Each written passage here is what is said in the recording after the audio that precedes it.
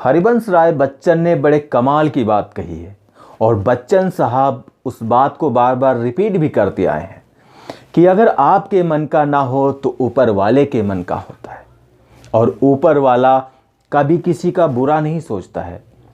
आज मैं जो आप लोगों को कहानी सुनाने जा रहा हूँ ना, आई एम श्योर कि आप लोगों ने ये कहानी सुनी होगी।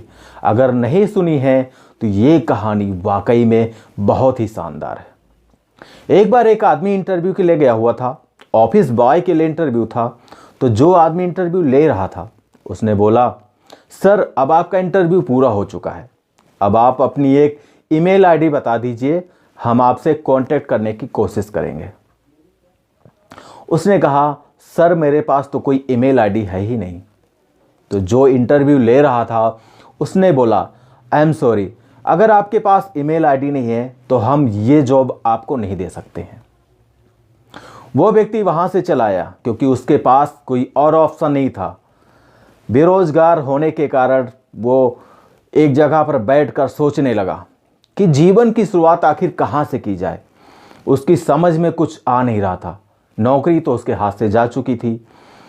उसने अपनी जेब को टटोला और देखा उसके जेब में $10 थे। उन्होंने उस $10 को थोड़ी देर तक देखा और सोचा क्यों ना इस $10 से अपनी किस्मत को आजमाई जाए। उसने $10 को ले जाकर के सुपरमार्केट पहुंचा।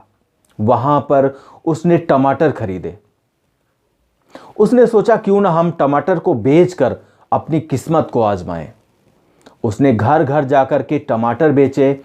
शाम तक जो उसके पास $10 थे अब जाकर के उसके पास $20 हो गए। उसे लगा कमाई का ये भी जरिया एक अच्छा है, क्यों ना हम इसी को अपना बिजनेस बनाएं, इसी से अपनी किस्मत को आजमाएं।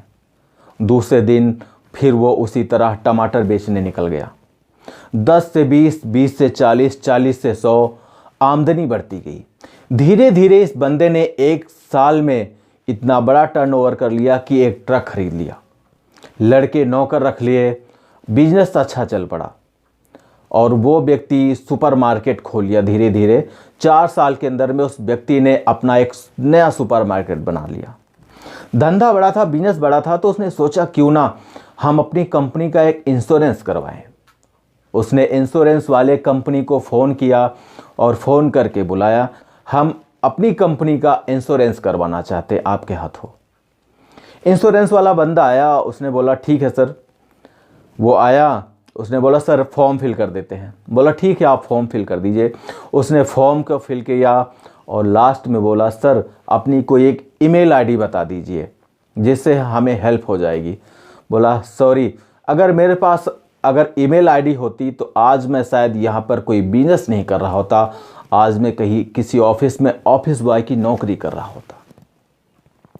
दोस्तों हर किसी की लाइफ में कोई ना कोई सिचुएशन आती है, मोड़ आते हैं, जिसे हम करना चाहते हैं वो हमें मिलता नहीं। फिर हमें लगता है कि शायद हमारी किस्मत खराब है। लेकिन यकीन मानिए एक बिजनेस ठप होने के बाद में, एक चीज़ फ्लॉप होने के बाद में भगवान दूसरा रास्ता दिखाता है और भगवान ऊपर वाला कभी किसी का बुरा नहीं सोचता है। अगर हमारी वीडियो आप लोगों को अच्छी लगी हो तो चैनल को लाइक करना, सब्सक्राइब करना, शेयर करना। जय हिंद, जय भारत।